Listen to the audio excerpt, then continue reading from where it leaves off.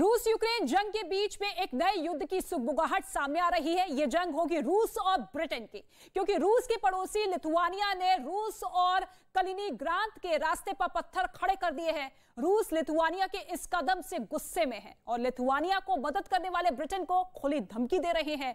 और तीसरा विश्व युद्ध भड़का तो रूस का पहला टारगेट होगा लंदन।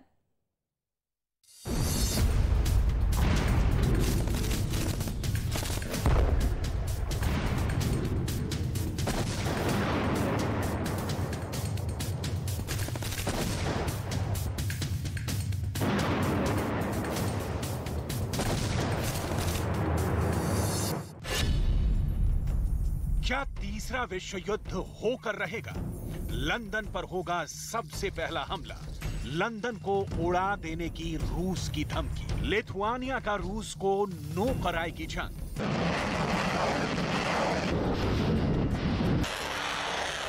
रूस यूक्रेन जंग में आग अब ब्रिटेन की राजधानी लंदन को भी झुलसाने लगी है। लंदन टारगेट पर है। रूस ने खुल्लम खुल्ला कहा है कि तीसरा विश्व युद्ध हुआ तो सबसे पहले डायरेक्ट अटैक लंदन पर करेंगे। पुतिन के टारगेट लंदन की इनसाइड स्टोरी की डिटेल में जाएं, उससे पहले पुतिन के बहुत खास रूस के ड्यूमा के सांसद एंड्रे गुरुल्योव की ब्रिटेन को धमकी सुन लीजिए। При проведении первой воздушно-космической операции будет снесена вся космическая группировка спутников противника. Причем там никто не будет разбираться, там американские они, британские, еще какие-то, они все натовские. Второе, это будет по дальности система противоракетной обороны на 100%. Везде. Третье, уж точно никто не начнет там с Варшавы, Парижа или Берлина. Первое, кто по кумполу схватит, это Лондон. लंदन दुनिया का एक ऐसा शहर जिसे दुनिया का हर एक शख्स देखना पसंद करता है, लेकिन यह शहर अब मुश्किल में है। इसके जेंटलमैन बाशिंदों की जिंदगी पर ग्रहण लग रहा है। क्या हंसता खेलता लंदन एक दिन बम से बियाबान में तब्दील हो जाएगा?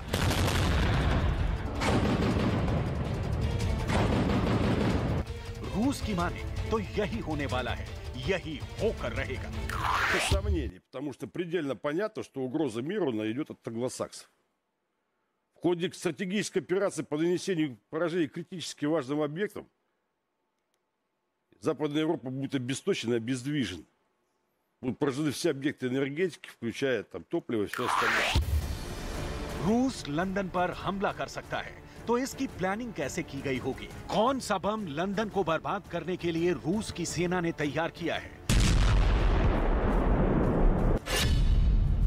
रूस देश के किसी भी हिस्से से लंदन पर सीधा हमला कर सकता है, क्योंकि रूस के पास इंटरकॉन्टिनेंटल मिसाइल की भरमार है। अगर रूस राजधानी मॉस्को से लंदन पर अटैक करता है, तो दोनों के बीच की दूरी करीब 2500 किलोमीटर है।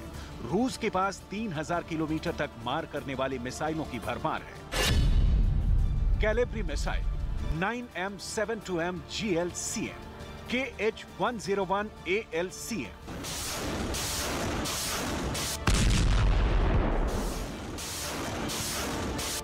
जैसी रूस की ऐसी कई मिसाइलें हैं। पुतिन को बस बटन दबाना है और लंदन यूक्रेन के बाद दुनिया की सबसे बड़ी युद्ध भूमि में तब्दील हो जाएगा।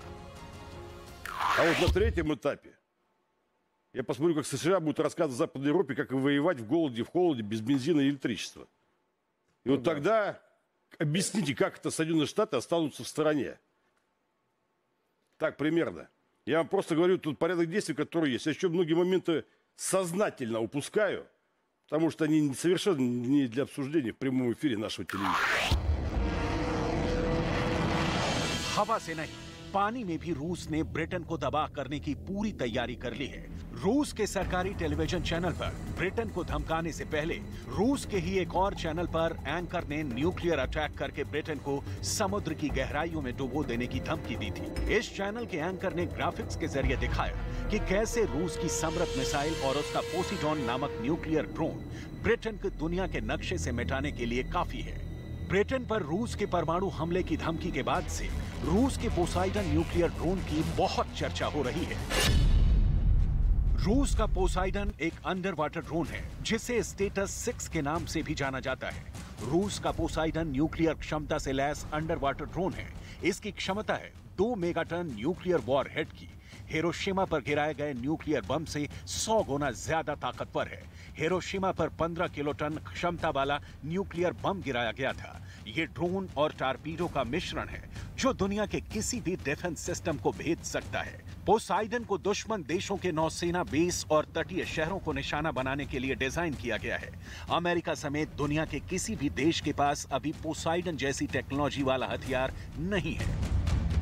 ब्रिटेन इस वक्त पुतिन की आंखों में कांटे की तरह चुभ रहा है।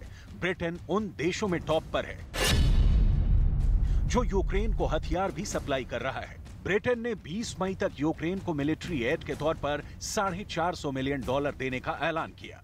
इस मदद में 120 आर्मर्ड व्हीकल्स, 5800 से ज्यादा anti tank missiles, 5 air defence systems, 1000 से ज्यादा रॉकेट्स, 4.5 टन के विस्फोटक शामिल हैं। इसके साथ ही रूस के खिलाफ यूक्रेन के 22,000 सैनिकों को ब्रिटिश आर्मी ट्रेंड करेगी।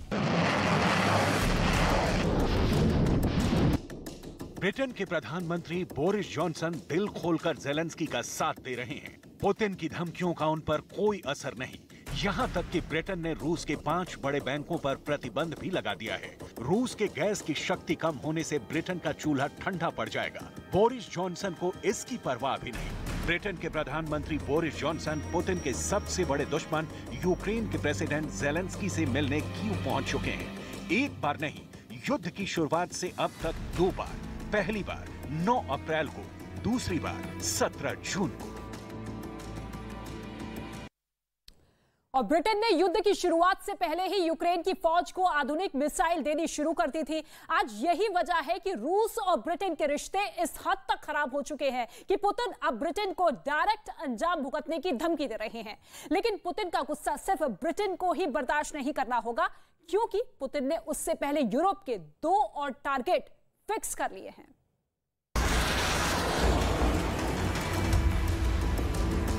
बोरिस जॉनसन खुलकर पुतिन के खिलाफ खड़े हैं। ब्रिटेन नेटो का प्रमुख सदस्य है और नेटो पुतिन के खिलाफ डायरेक्ट एक्शन लेने से बच रहा है।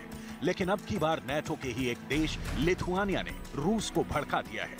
बोरिस जॉनसन का पुतिन के खिलाफ क्या स्टैंड है, इसे समझना भी बहुत जरूरी है, क्योंकि दोनों का टकराव दुनिया को विनाश की दिशा में एक कदम और धकेलेगा। यूक्रेन पर हमला उसकी संप्रभुता का उल्लंघन। रूस ने अंतर्राष्ट्रीय कानून तोड़ा है। पुतिन ने मिन्स्क समझौते का पालन नहीं किया। 1994 में बुडापेस्ट में बनी सहमति को भी पुतिन ने तार-तार कर दिया है। ब्रिटेन नेटो के नियमों से बंधा है। अमेरिका के साथ उसकी यारी उसके अस्तित्व के साथ जुड़ गई है। ब्रिटेन का भूगोल भी उसे बड़े फैसले लेने में मदद करता है। लेकिन रूस ने ब्रिटेन को उड़ा देने की जो ताजा धमकी दी है, उसका कारण है रूस का पड़ोसी लिथुआनिया। कलिनिनग्राद जाने के लिए रूस को लिथुआनिया से होकर गुजरना पड़ता है। लिथुआनिया ने रूसी नागरिकों को अपने देश में एंट्री पर बैन लगा दिया है। कलिनिनग्राद रूस का वो हिस्सा है जो रूस से जमीन से नहीं जुड़ा हुआ है, लेकिन रूस का हिस्सा है। कलिनिनग्राद ऐसी जगह है जहां से रूस फिनलैंड, स्वीडन, एस्टोनिया, लिथुआनिया और लात्विया पर नजर रखता है। कलिनिनग्राद में रूस ने अपने सबसे एडवांस मिसाइल सिस्टम की तैनाती की है। लेकिन अब रूस से कलिनिनग्राद सामान पहुंचाना मुश्किल होगा।